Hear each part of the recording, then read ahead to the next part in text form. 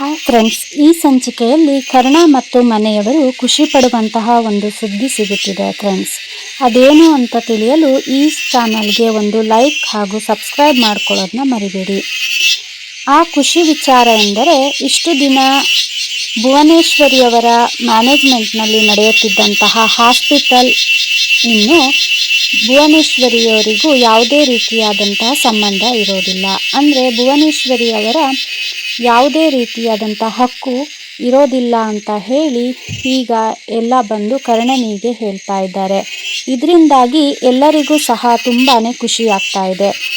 ಅದೇ ರೀತಿ ಕರ್ಣನ ಮನೆಯವರಿಗೂ ಸಹ ತುಂಬಾ ಸಂತೋಷವಾಗ್ತಾ ಇದೆ. ಆದರೆ ಇದು ಕರ್ಣನ ಅತ್ತೆ ಮತ್ತು ಸೀತಾರವರ ಒಪ್ಪಂದದ ನಡುವೆ ಆಗಿರುವಂಥದ್ದು ಅನ್ನೋದು ಒಂದು ಬೇಜಾರಿನ ವಿಷಯವಾಗಿದೆ ಫ್ರೆಂಡ್ಸ್.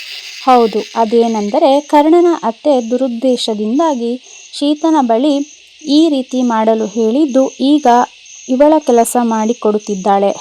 ಆದರೀಗ ಸೀತಾ ನನ್ನ ಕೆಲಸ ನೀನು ಮಾಡಿಕೊಡಬೇಕು ಅಂತ ಹೇಳಿ ಸೀತಾ ಕರ್ಣನ ಅತ್ತೆಗೆ ಹೇಳಿದ್ದಾಳೆ.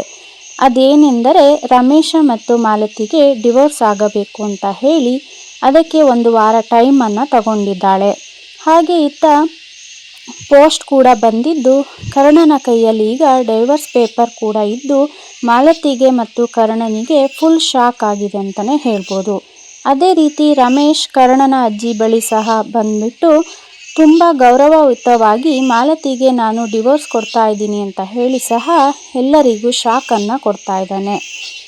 ಕರ್ಣನಿಗೆ ಒಂದು ಕಡೆ ಖುಷಿಯಾದರೆ ಇನ್ನೊಂದು ಕಡೆ ಡಿವೋರ್ಸ್ ಶಾಕ್ ಮಾಲತಿಗೆ ಎದುರಾಗಿದ್ದು ಇವೆರಡರ ನಡುವೆ ಕರ್ಣ ಏನು ಮಾಡ್ತಾನೆ ಅನ್ನೋದು ಒಂದು ಸದ್ಯದ ಪ್ರಶ್ನೆ ಆಗಿದೆ ಫ್ರೆಂಡ್ಸ್. ಈ ಸ್ಟೋರಿ ನಿಮಗೆ ಇಷ್ಟವಾಗಿದ್ದರೆ ಈ ಚಾನಲನ್ನು ತಪ್ಪದೇ ಸಬ್ಸ್ಕ್ರೈಬ್ ಮಾಡ್ಕೊಳ್ಳಿ.